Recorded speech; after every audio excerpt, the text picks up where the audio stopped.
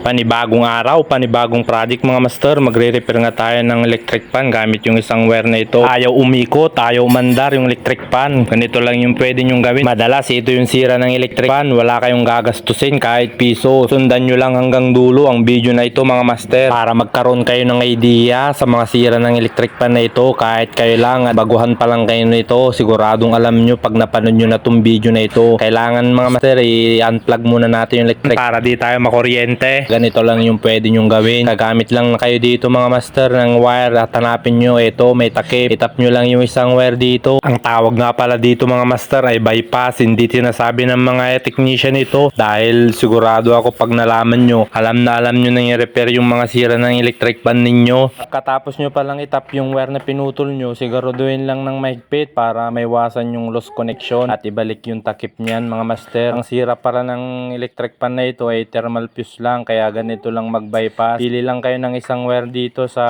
capacitor, pili lang kayo ng isang wire dyan. Kung baliktad yung ikot ng electric pan, dun sa kabilang wire nyo itatap para tama yung ikot ng electric pan ninyo. Ganito lang yung pwede nyong gawin mga master. Kung sira yung thermal fuse nyo, kahit piso wala kayong gagastusin, gagana na yung electric pan ninyo mga master. Kaya naman hindi nyo na kailangan ipa-repair pa sa technician dahil kahit baguhan kayo dito, siguradong alam na alam nyo at pwede nyong gawin ito mga master. Safe naman ito at legit. Hindi lang sinasabi mga master yung ganitong diskarte or bypass kasi kapag sinabi na nila hindi na kayo maparepair pa, wala na silang kikitain. Lagyan nyo lang ng tape pagkatapos nyong balatan, pagkatapos ilagay nyo na yung takip, pwede nang paganahin at gamitin ulit yung electric pan ninyo. Ito yung pagre-repair mga master na hindi mo na kailangan gumamit ng tester kasi malalaman mo na agad kung thermal fuse yung sira nito. Kaya kung nagustuhan mo tong video na to, sana suportahan mo ako at pakishare tong video na ito. Subukan na nga natin mga master kung gumagana na. Ito na nga mga master, tulad na nakikita nyo, baliktad yung ikot ng ating ginawa kanina. Kaya naman kung ganyan yung sitwasyon,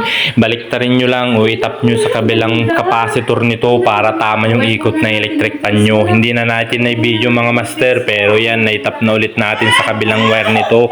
Kaya tinatakpan na natin upang gamitin na ng owner ito. Salamat pala sa panonood ng video natin ngayon.